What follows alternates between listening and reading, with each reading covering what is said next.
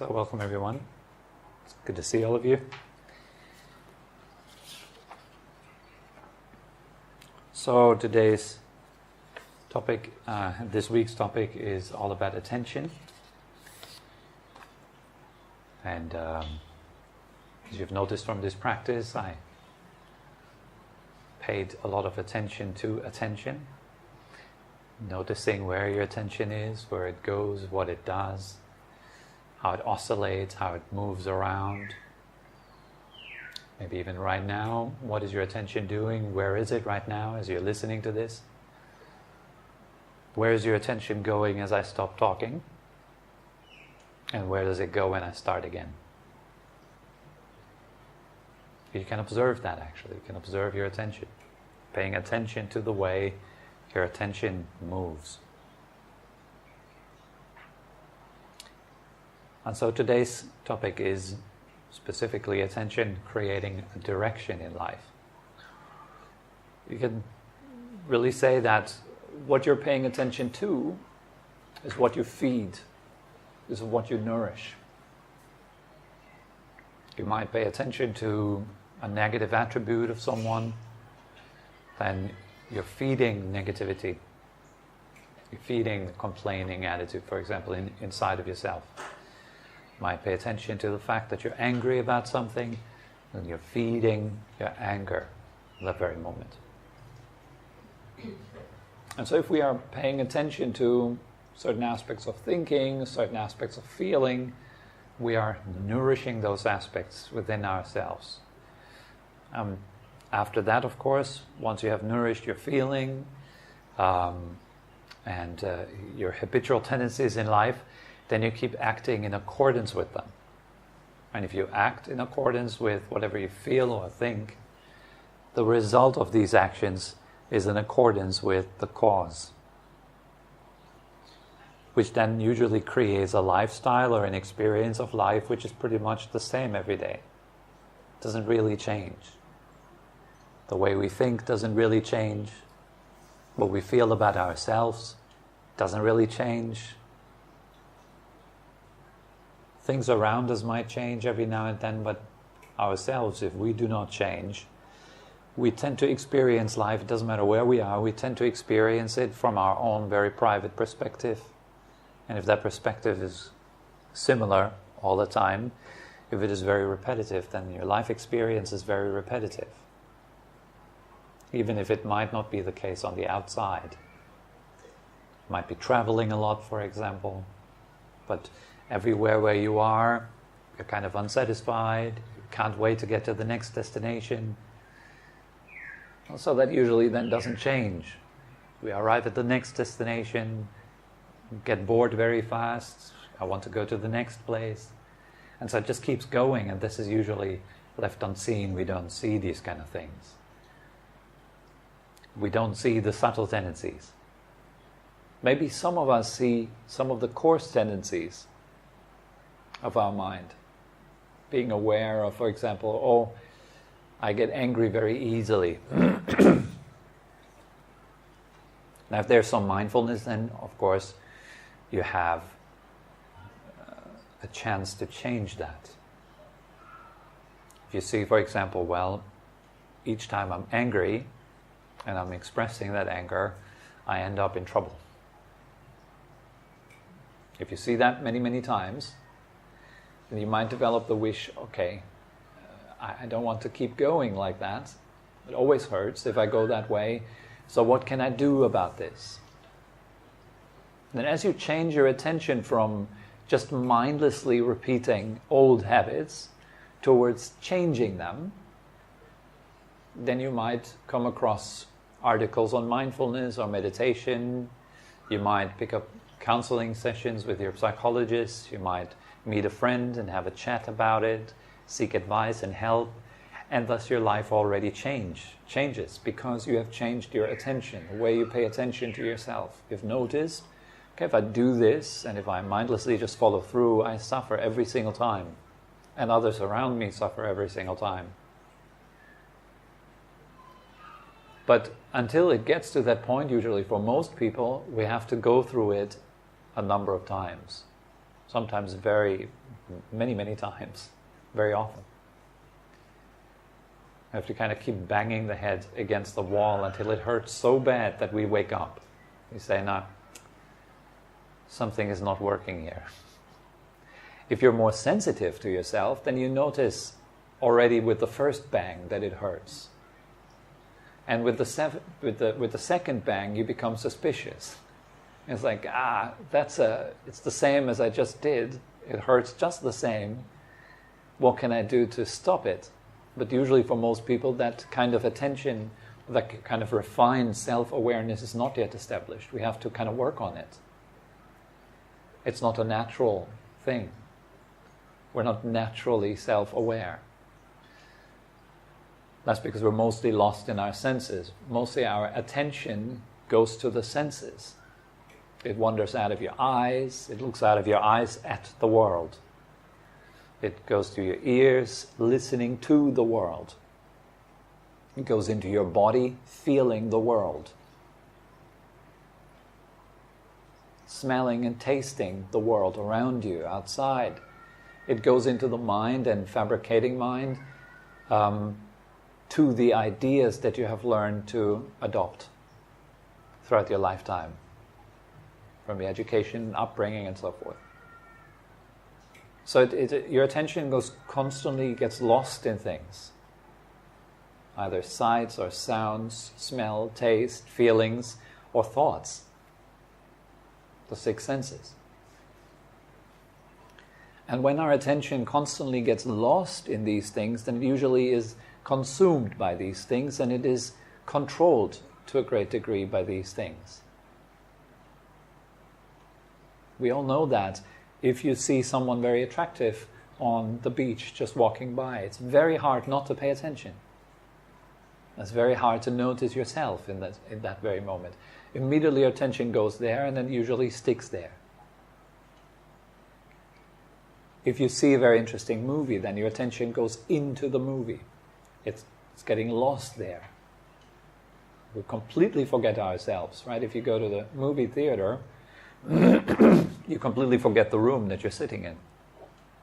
That you're sitting in the room with other people. That you have a body. All these things are completely forgotten in the movies.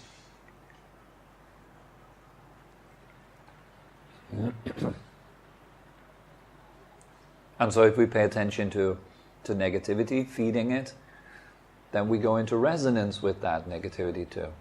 If you see something negative on the outside and you dwell on it, and you have a negative reaction to it, there's a resonance going on between the negative outside and the negative within you.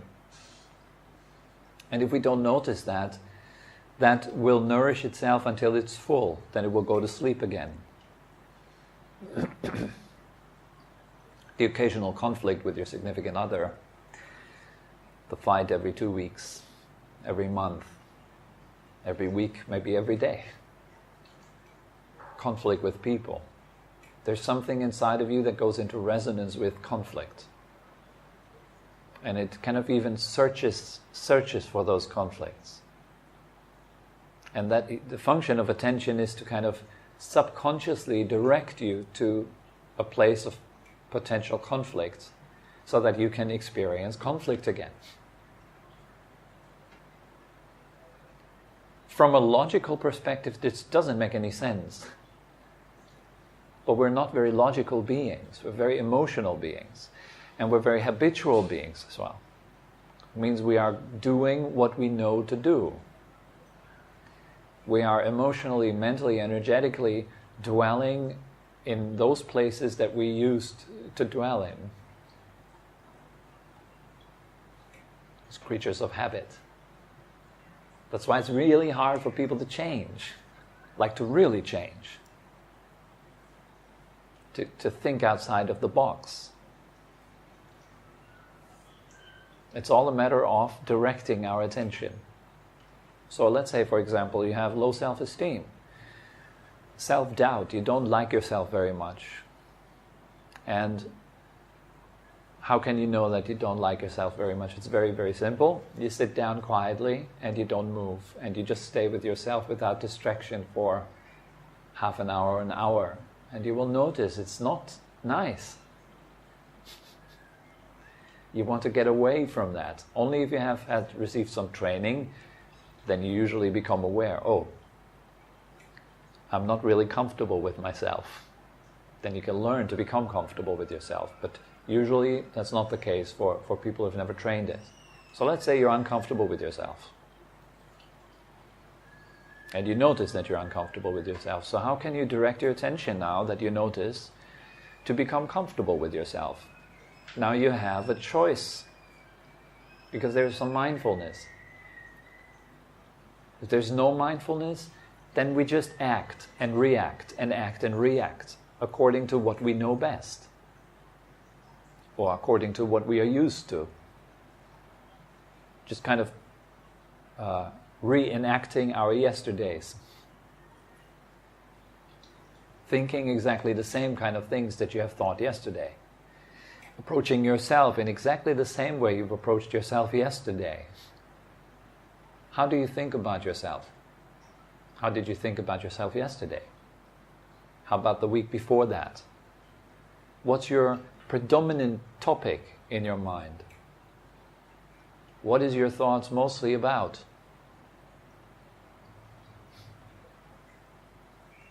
See, it's probably pretty monotonous. Not much change going on there. It's probably always the same kind of topics. And then sure, you have changes in life, like every 7 years or every 9 years, you're entering a different stage. The stage of puberty, stage of adulthood, stage of being employed or working, stage of being unemployed, relationship, having a baby, getting retired. The different stages in life are very significant. That usually changes slightly the way we think, but not the fundamental mechanics of our thinking. They're not really changed. Just a few wheels are usually replaced sometimes along the way. But the big machine as such, not really. So what's our thinking machine predominantly based on? Well, it's predominantly based on a story of a me trying to make it. Somehow. An unsatisfied little self that tries to be happy. And it tries everything to get there. So a lot of strategies, it's very clever. And it's all the whole story is just about that. It's all about me trying to get happy. Me trying to get out of suffering and stress. That's as simple as it is. And that kind of story usually doesn't change. So it doesn't matter where you are, there's always this sense of not being fully satisfied with who you are. You need to add some more things on, need to do a few more things, walk a few meters more, get to the future, soon, you hopefully get there. You're on track now, it's looking good. And then we feel good for a little while, and then we arrive, and then as we arrive, we already start looking for the next thing. Where could I go next? This is awesome, I love it here. Let's do something. It's really fast that we kind of move on, and these are these fundamental patterns that we have. If they don't change, there are only variations on top of that that usually kind of vary a little bit, but the fundamental stories is the same for all of us. The character story, the character that you've built for yourself. So with the arising of mindfulness, things change. Now you have a choice. Simple situation. You're getting angry, and at the same time, mindfulness arises. Now you see, wow, there's anger. Now that is choice. You already have choice now. Now you can reflect. If I express that, where will it most likely lead? If I let go of that, where will it most likely lead? If I transform my anger into understanding and forgiveness, where will it most likely lead? Is this anger useful? What's the direction of it? And if you find that it isn't really useful, that it doesn't help to solve conflict, but it fuels conflict, then you can let it go and instead use some other force that is more creative in solving conflicts, such as compassion or kindness, forgiveness, understanding. Anger doesn't solve conflicts. It creates them.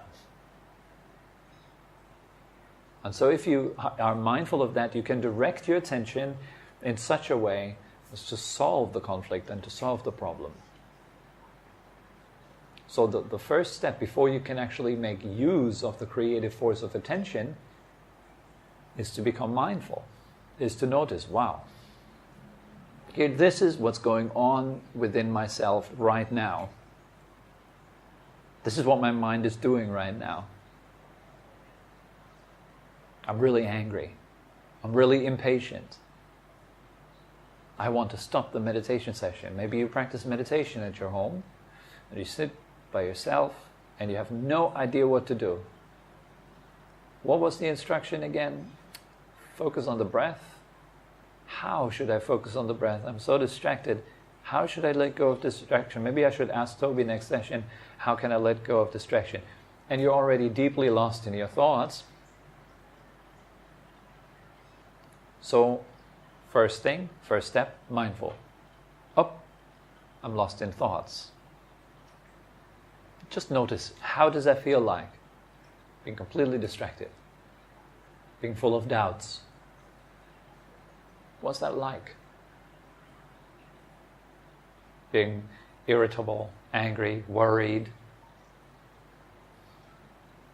hopeful. How does that feel like? Bored. How's it like to be bored? So, first step, mindfulness. And second step, ask yourself, is it a skillful state or is it an unskillful state? If it's a skillful state, meaning it leads to long-term happiness and benefit. If it's an unskillful state, it leads to the opposite. It leads to suffering and problems and stress and tension.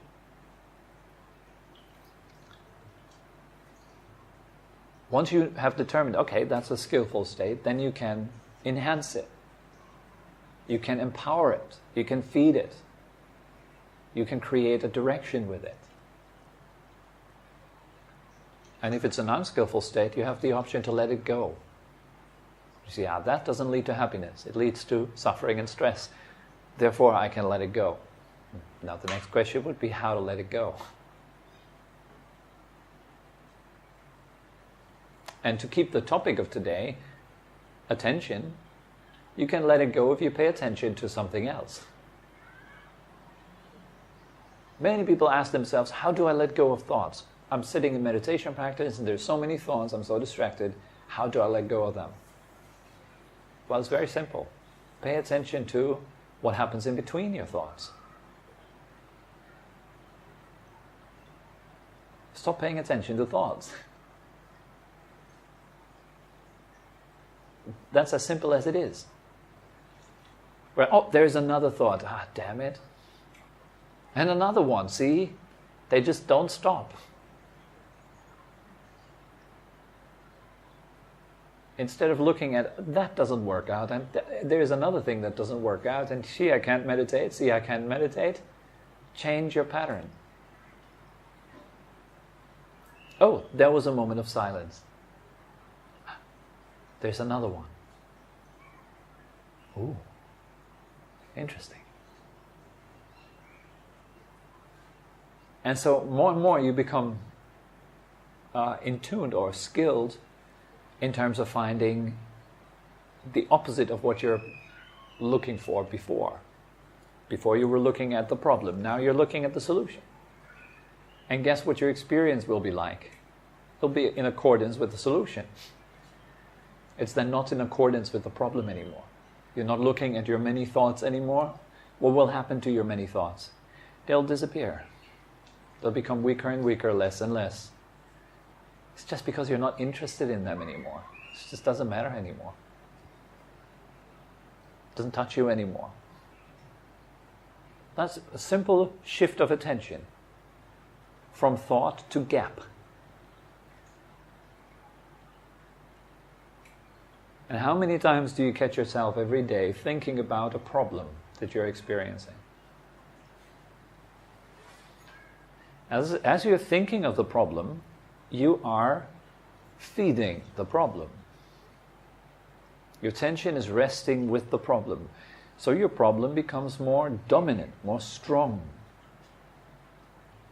Some people are even then consumed by their problem. So what's your option here? You can shift your attention to the solution. No solution there? No problem. You can create one by asking the right questions. Instead of complaining, this doesn't work out, it's always like this, my neighbor is always noisy. Day in and day out, hurting yourself by complaining about the noisy neighbor or complaining about whatever it is that you're experiencing doesn't help the situation. It just makes you more and more sick, more and more tense. So instead, how could I see the situation in a different light? What could I do? Maybe I could move. Problem solved. Is that not an option? What could you do then? So it's a totally different way of thinking. Rather than just complaining, you're now actively working out a solution. Just because you shifted your attention. If you're looking at yourself, if you're observing yourself in meditation, how do you relate to yourself? What kind of state do you relate to yourself from? Are you kind to yourself? Are you understanding of yourself?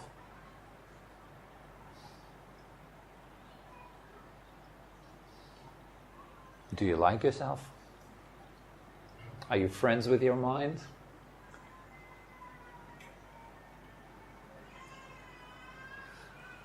Are you clever? Are you stupid? Well, I guess it depends what you're paying attention to, right? And if you're paying attention to clever aspects of yourself, then, oh yes, I'm quite clever.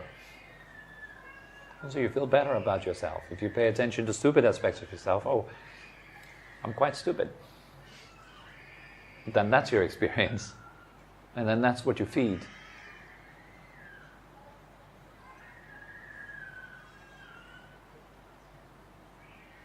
Now thereby, by paying attention to whatever aspect it is that you want to nourish in your life, you are redefining who you are. You are recreating who you are. And I think this is one of your greatest types of freedoms, that you can actually decide who you want to be. You're not limited to what you believed yesterday about yourself. You can think bigger. Are you that helpless little limited person that doesn't know about meditation? I hope I will get more concentrated, should practice more, but yeah, man, I really have a lot of work to do. It just doesn't seem to work out. That's a very powerless kind of thinking, isn't it? So if you shift your attention to the solution, you might change your way of thinking about yourself. What is it that's really important for me in my life? What do I really, really want?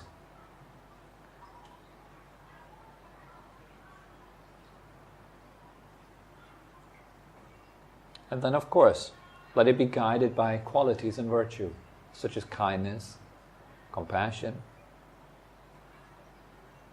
keeping your well-being and the well-being of others in mind. Otherwise, it just can turn into this kind of self-obsessed thing. I'm the best, because I just decide to think that I'm the best. That's possible too, but it's not very useful. People don't want to see the best. They want you to see them. And just putting a layer of the best on top of yourself doesn't fix the problems that are underneath that layer. So we require sincerity as well. to look at ourselves very honestly. It's like, here, I'm hurting right here. And then direct your attention. You already have established mindfulness, so you can direct your attention and reshape your life right in this moment. I want to put it in an image. You can think of attention as the driver of life. Sits behind the car and it steers. It goes to the left, it goes to the right.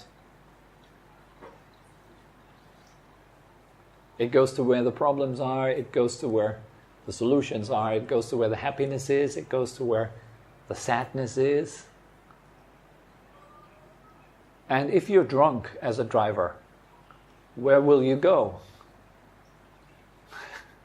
Then probably pretty erratic kind of driving. Pretty aimless.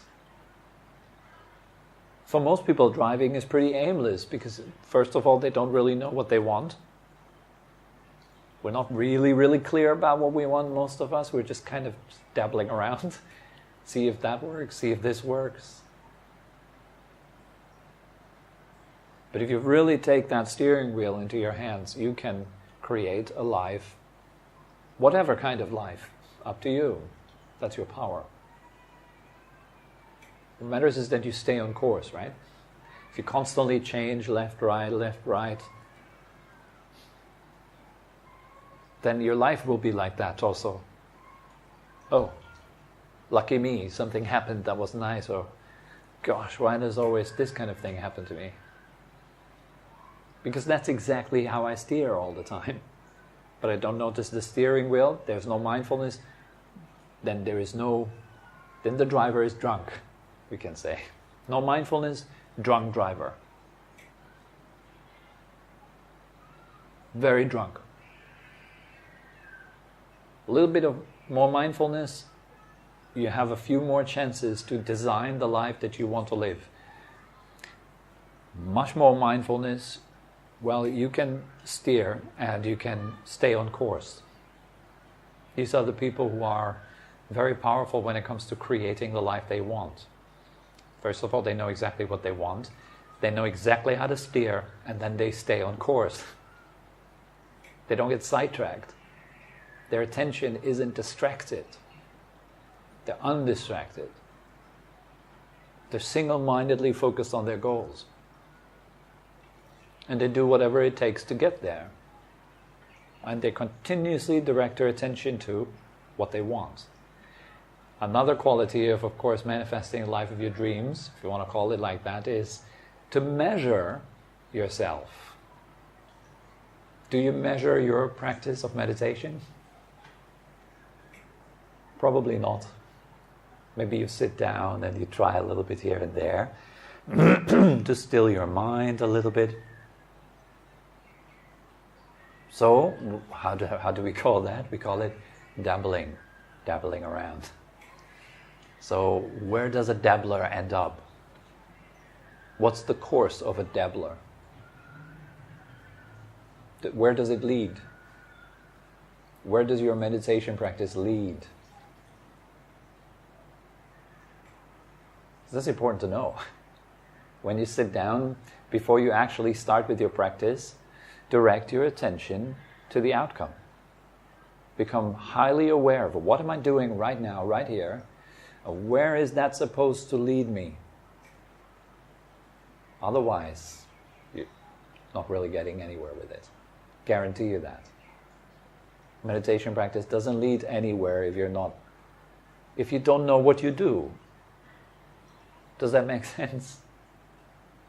If you don't know what you do, it doesn't lead anywhere significant. It's more like, okay, lucky outcome, I'm feeling a bit more calm. All right. So you want to measure it, and you would only measure it if you have very precise goals.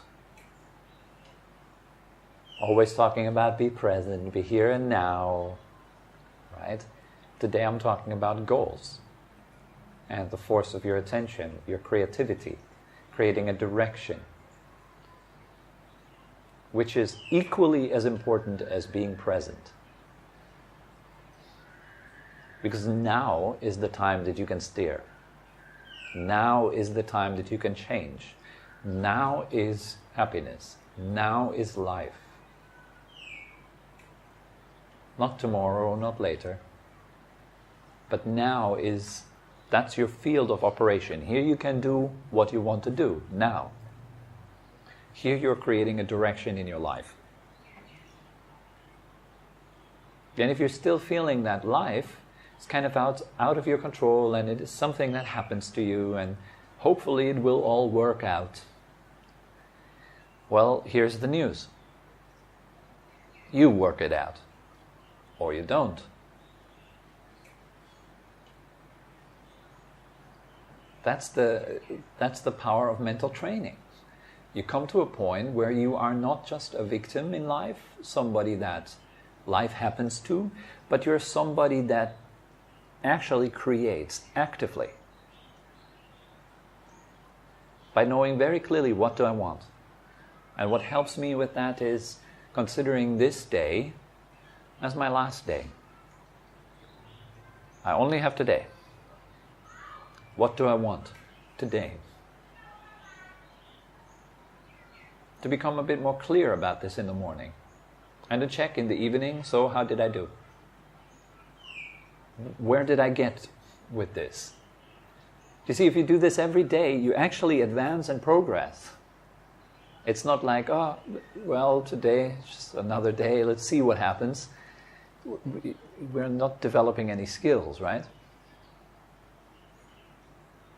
But you develop a skill in meditation as soon as you know, okay, I'm sitting down right here now for 15 minutes, 30 minutes, or for an undefined amount of time, and I'm going to work particularly on remembering the object of meditation.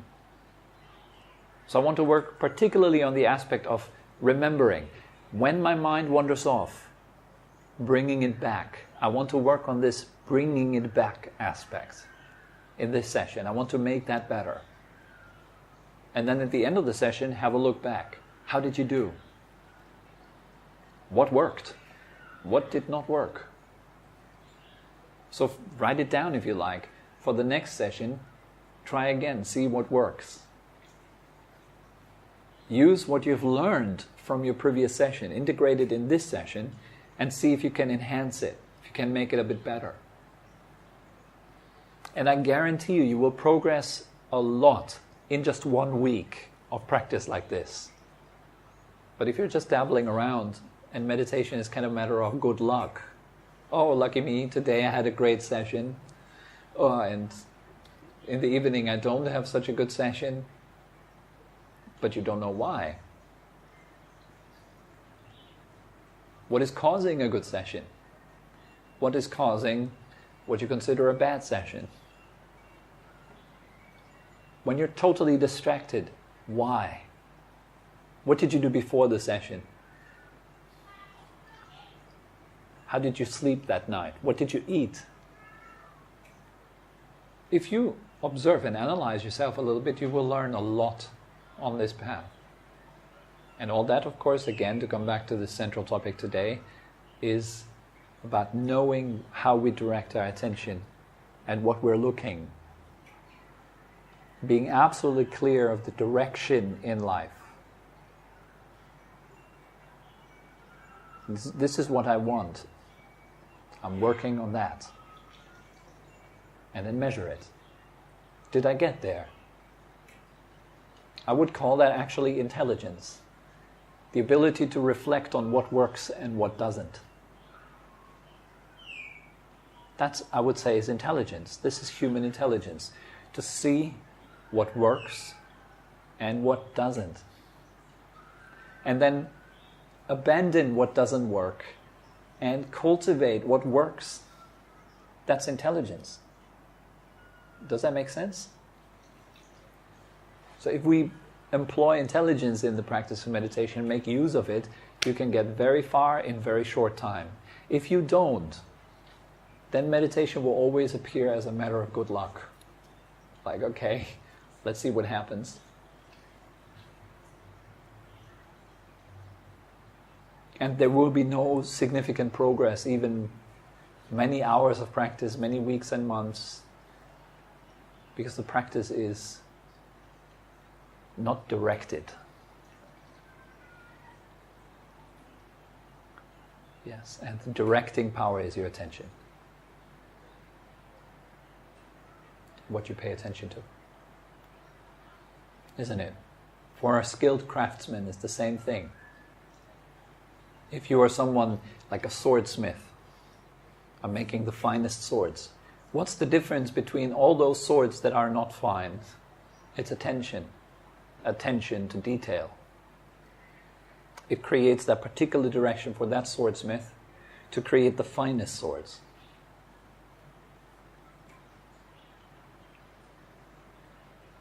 If I pay attention to detail in my meditation practice, for me then meditation turns into an art. And I want to devote myself fully to it and do it really well, every breath. And you bet like this that you cultivate skills, serious skills, which then manifest as happiness and joy, lightheartedness.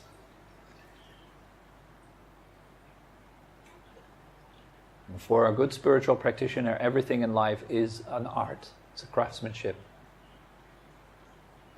Whether you take a shower or have a conversation is art.